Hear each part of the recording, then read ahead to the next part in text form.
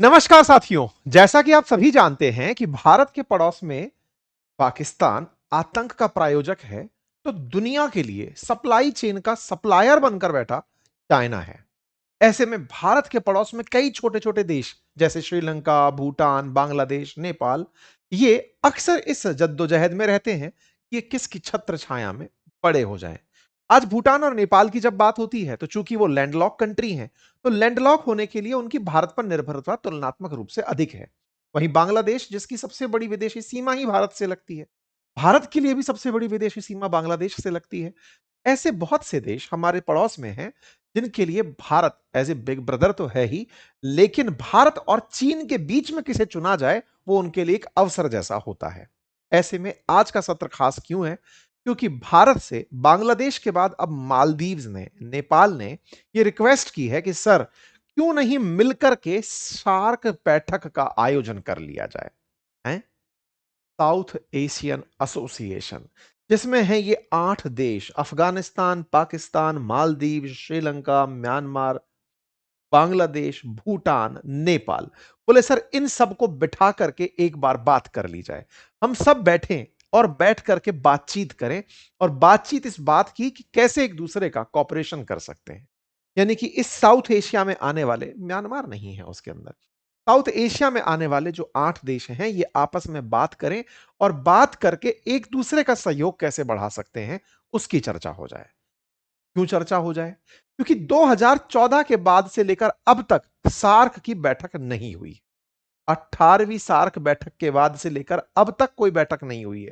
कारण, भारत ने बायकॉट कर दिया था 2016 की बैठक का, जो होने वाली थी पाकिस्तान में। पाकिस्तान में क्यों? क्योंकि पाकिस्तान भी इसका सहयोगी देश है। ऐसे में उन 8 में से एक पाकिस्तान, जिसकी बैठक में भारत ने जाने से इनकार किया, तो भारत के साथ उस समय बांग्लादेश भी साथ-साथ हो लिया, भूटान भी साथ हो लिया कि आप नहीं जाएंगे तो हम भी नहीं जाएंगे। ऐसे में सार्क की बैठक तब से लेकर अब तक हो नहीं पाई है। तो 14 से लेकर के आप 26 में हैं, 12 साल बीत चुके हैं। ऐसे में भारत पाकिस्तान के बीच में जिस तरह की स्थितियां हैं, उन्हें देखते हुए सार्क हो ही नहीं पा रहा है। 8 देश आपस में टेबल पर नहीं बैठ पा रहे हैं, इसलिए बाकी देश कह रहे हैं कि सर, हम मध्यस्थता को तैयार हैं। ये बात हाल ही में बाहर आई, जब मालदीव्स के जो मुइज्जू हैं, उन्होंने राष्ट्र को संबोधित करते हुए कहा, या फिर अपने स्वतंत्रता दिवस के अवसर पर पब्लिक में कहा कि हम सार्क के लिए जिन देशों के बीच में बातचीत नहीं है, उनके बीच में मध्यस्थता करने को भी तैयार हैं। बांग्लादेश तो कई सालों से इस बात को लगातार उठा रहा है कि साहब, बातचीत कर लीजिए ना, क्यों नहीं बातचीत कर रहे हैं? तो आइए हम जानते हैं कि आफ्टर ऑल भारत पाकिस्तान के बीच बातचीत क्यों नहीं है, और भारत सार्क को एक्टिवेट रखना क्यों नहीं चाहता। एक बार के लिए अगर पाकिस्तान से नाराजगी है, तो बाकी सबसे बातचीत के लिए क्या विकल्प तलाशा हुआ है। विकल्प के नाम पे जब बात आती है, तो बिम्स्टेक की बात आती है, और भारत बिम्स्टेक की बैठक को बहुत ही अच्छे से तवज्जो देता है। तो आज के सत्र में चूंकि मुइज्जू ने जिक्र किया, मालदीव्स ने यह जब कहा कि बांग्लादेश चाहता है कि सार्क की बैठकें हों, भारत पाकिस्तान के बीच इनडायरेक्टली वो मध्यस्थता कराने की बात जब बोला, तो वो हेडलाइन बन जाती है। तो बांग्लादेश और मालदीव्स मिलकर सार्क को रिवाइव करना चाहते हैं। लेकिन आप इस बहाने इसे रिवाइज कर लीजिए, क्योंकि इसकी इतिहास, इसकी आज की प्रासंगिकता, आज इसका बिम्स्टेक के कंपैरिजन में होना, यह हमेशा बड़ा ही इंपॉर्टेंट एस्पेक्ट रहा है। परीक्षाओं के पॉइंट ऑफ व्यू से भी सार्क वर्सेस बिम्स्टेक पर कईयों बार सवाल पूछे गए। अगर यकीन ना हो, तो सीडीएस का ये पहला पेपर देख लीजिए 2017 का, जिसमें सार्क पर सवाल है। ऐसे ही एक सवाल आपके सामने और सार्क पर हमने बनाकर आपके सामने रखा हुआ है। यानी कि कुछ प्रश्न ऐसे हैं जो सार्क पर यूपीएससी, स्टेट पीसीएस, तमाम एग्जामिनेशंस में पूछे जाते रहे हैं। एनीवे, आगे बढ़े उससे पहले हमारे इंस्टाग्राम को अगर फॉलो नहीं किया है, तो कर लीजिए, लिंक कमेंट बॉक्स में पिन है, क्योंकि अब यहां डेली एक एक्सप्लेनर आपको मिलना शुरू होगा। हमने वहां का लिंक कमेंट बॉक्स में पिन कर दिया है, जाकर देख लीजिएगा। साथियों, बांग्लादेश अब मालदीव्स दोनों मिलकर के सार्क को दोबारा सक्रिय करना चाहते हैं। कहते हैं कि साहब, सब लोग टेबल पर आओ, बातचीत के लिए तैयार हो। भारत पाकिस्तान जो आतंकवाद को लेकर के बातचीत में उलझे पड़े हैं, साहब इसको रिजॉल्व करो और आगे बढ़ो। तो सार्क क्या है? South Asian association of regional cooperation, क्षेत्रीय आधार पर आर्थिक, सामाजिक, सांस्कृतिक, क्षेत्रीय सहयोग बढ़ाने वाला एक संगठन है। इस संगठन की शुरुआत जो है वो 1985 के अंदर बांग्लादेश की राजधानी ढाका में एक चार्टर पर हस्ताक्षर करके हुई कि चलो साहब अब सब लोग चार्टर दिवस मनाएंगे। 8 दिसंबर को सार्क का चार्टर दे घोषित किया गया। उस समय 7 संस्थापक देश थे, बांग्लादेश, भूटान, भारत, मालदीव, नेपाल, पाकिस्तान, श्रीलंका, जो साउथ एशिया में काउंट किए जाते हैं। बोले हम आपस में बैठेंगे और आपसी बातचीत करेंगे कि किस तरह से चीजों को निपटाया जा सकता है। बाद में इसके अंदर अफगानिस्तान को 2007 में शामिल किया गया। तो भारत के अंदर जब आयोजित हो रहा था सम्मेलन, तब अफगानिस्तान को इसमें शामिल कराया गया। तो कुल मिलाकर के अब 8 देश इसके अंदर हैं। संगठन का जो सचिवालय है और मुख्यालय वो नेपाल की राजधानी काठमांडू में है। और इंटरेस्टिंगली लास्ट सम्मेलन जब हुआ वो काठमांडू में ही हुआ था 2014 का। उसके बाद अब तक सम्मेलन नहीं हुआ है और इसके जो अध्यक्षता होती है ना, वो अल्फाबेटिकली ट्रांसफर होती है।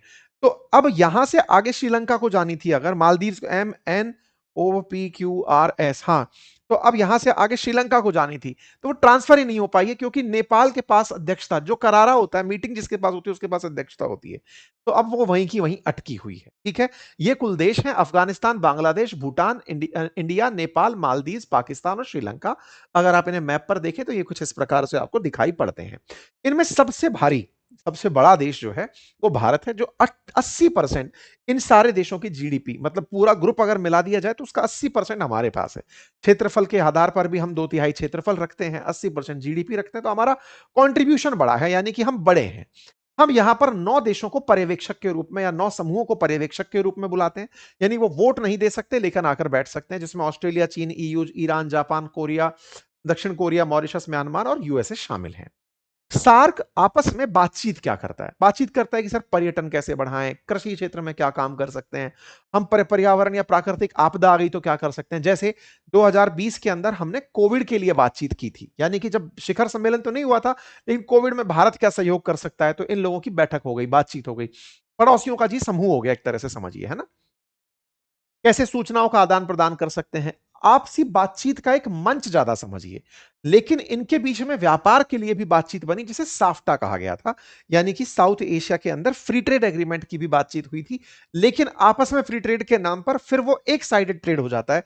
यानी भारत से अपेक्षा होती है कि सर आप टैक्स मत लो, लेकिन आप जब हमें बेचोगे तो हम पूरा टैक्स वसूलेंगे, लेकिन वो चीज सक्रिय हो नहीं पाती। खैर, सार्क का उद्देश्य था कि दक्षिण एशिया के अंदर देश आपस में मिलजुल कर रहें और संयुक्त रूप से दुनिया में एक दूसरे को प्रेजेंट करें। जैसे ईयू के अंदर सारे देश मिलकर के अपन खुद को रिप्रेजेंट करते हैं, ऐसे ही सार्क के जो देश हैं वो पब्लिकली एक मत होकर के रिप्रेजेंटेशन करने चले। उद्देश्य तो सही था लेकिन एग्जीक्यूशन फेल था। क्यों? क्योंकि भारत पाकिस्तान हो, पाकिस्तान अफगानिस्तान हो, भारत बांग्लादेश हो, पाकिस्तान बांग्लादेश हो, इनके बीच में इतनी राइवलरी और रिफ्ट्स थे कि ये सब एक टेबल पर आकर के बात टेबल लायक कर नहीं पाते थे। हालांकि इन्होंने कुछ स्पेशल बॉडीज भी बनाई, कुछ फंड्स भी बनाए, कुछ ऑर्गेनाइजेशंस, यूनिवर्सिटीज, इनकी बातें भी हुई, लेकिन ये सही मायने में प्रासंगिक 2014 के बाद तो खैर अब तक है ही नहीं, उससे पहले भी खासा कुछ अचीव किया नहीं था।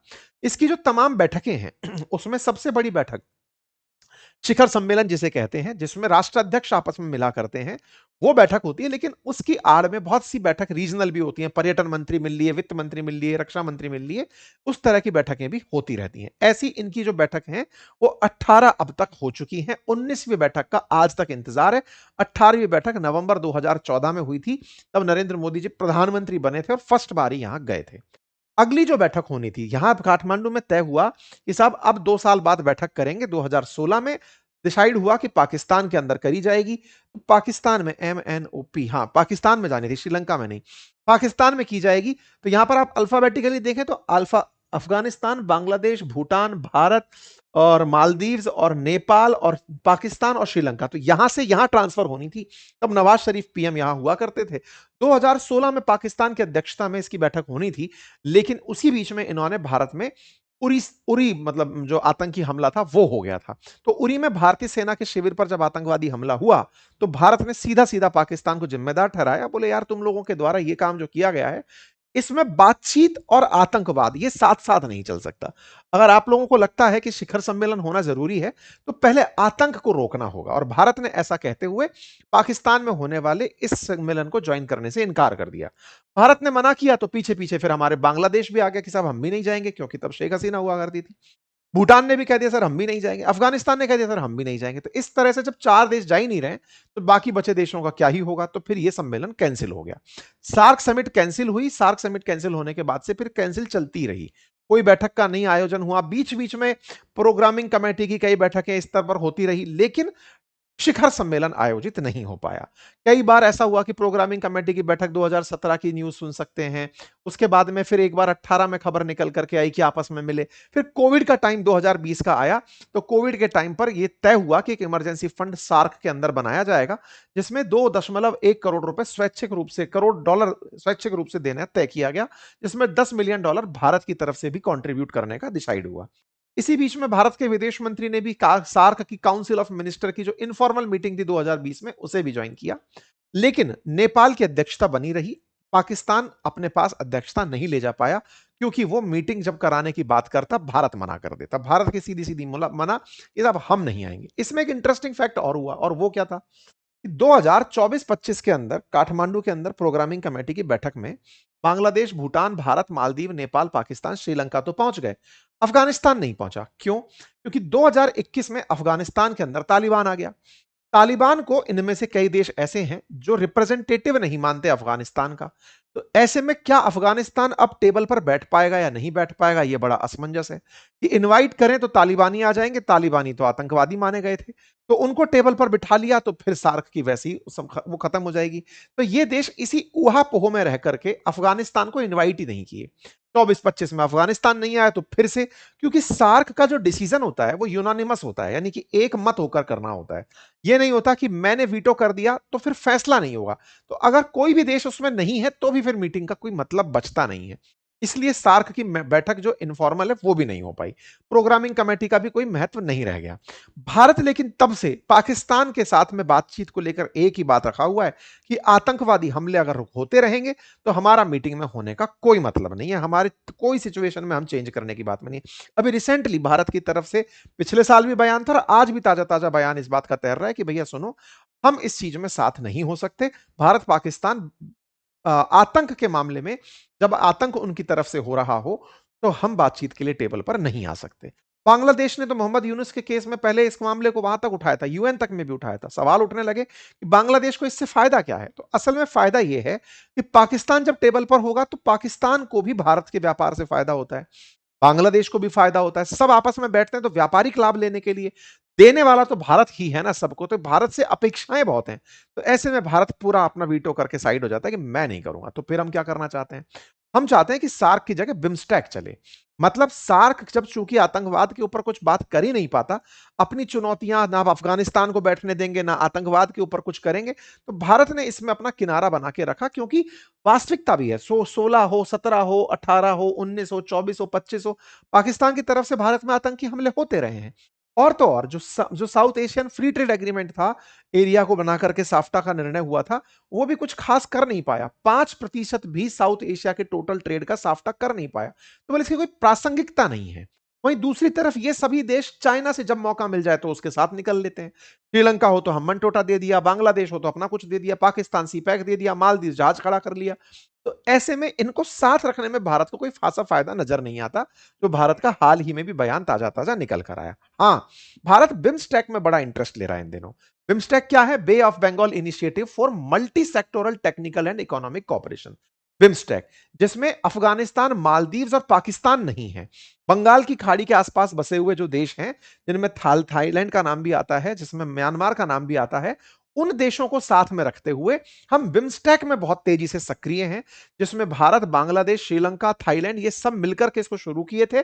और भारत आज उसमें बांग्लादेश, भूटान, भारत, म्यांमार, नेपाल, श्रीलंका, थाईलैंड को मिलाकर के अब यहां पर हम सक्रियता से काम करते हैं। जो हम सार्क में नहीं कर पाते, वो हम बिम्स्टेक के माध्यम से अपने रीजनल क्षेत्र में, विशेष रूप से हमने अफगानिस्तान वाली साइड, पाकिस्तान वाली साइड, मालदीव वाली साइड देखना ही बंद कर रखा है कि तुम रहने दो, हमको यहां से आसियान में एंट्री का, क्योंकि association of south Asian Asian nation जो है, साउथ ईस्ट एशियन नेशन, बोले वहां का एक्सेस बढ़िया मिलता है, हम उस तरफ ध्यान दे लेंगे। तो बिम्स्टेक जो है ना, वो भारत भी आयोजित करवाया 2016 में। 2024 में प्रधानमंत्री मोदी गए भी थे बैंकॉक के अंदर, 2025 के अंदर जो बैठक हुई थी थाईलैंड में, वहां पर गए थे। और सार्क की जगह हम बिम्स्टेक को ही प्रासंगिकता ज्यादा देते आए कि ठीक है भाई, हम बिम्स्टेक में ही क्षेत्रीय मुद्दों को डिस्कस कर लेंगे। लेकिन क्या भारत के लिए वाकई में सार्क जरूरी है? तो देखिए, इसके कई आंसर हो सकते हैं कि भारत पाकिस्तान के बीच में न्यूनतम विश्वास तो जरूरी है ही। कि आपस में बातचीत करने का तो रास्ता खुला रहे, कम से कम एक दूसरे पर आरोप प्रत्यारोप के लिए ही सही कोई ऑफिशियल ऑपरेशन तो रहे। लेकिन भारत सरकार इस बारे में अपना मत स्पष्ट लेके चल रही है कि नहीं, आतंकवाद है तो बातचीत नहीं होगी। ऐसे में आठों देश एक बात को लेकर सहमत नहीं होते, अफगानिस्तान को लेकर सहमति बन ही नहीं पाती। तो ये कुल मिलाकर के बातचीत ही रह जाती है। जब तक भारत इनिशिएटिव नहीं लेगा, सार्क शायद सक्रिय नहीं हो पाएगा। बाकी आपको क्या लगता है, क्या सार्क को वाकई में सक्रिय करना चाहिए? ये बहुत बड़ा डिबेट का विषय है। हो सकता है सरकारों में, जैसे एनडीए सरकार अपना एक स्टैंड लेकर चल रही है, लेकिन उससे पहले वाली सरकारों ने आतंकवादी हमलों के बावजूद भी बातचीत का रास्ता ओपन रखा था। तो सरकारों की नीतियां बदलती रहती हैं। तो आपके मत के अनुसार सार्क को ऑपरेशनल होना चाहिए? इसका आंसर एटलीस्ट आप तैयार करके रखिए। बिम्स्टेक, सार्क, इन दोनों के बीच में क्या कॉमन एजेंडाज हो सकते हैं? सार्क कैसे बिम्स्टेक से बेहतर हो सकता है? इन सारी चीजों को भी आप अपने आंसर के अंदर तैयार करके रख सकते हैं। फिलहाल के लिए इतना ही। जानकारी पसंद आई हो, सभी साथियों के साथ साझा करें। चैनल पर नए हैं तो सब्सक्राइब कर लें। धन्यवाद।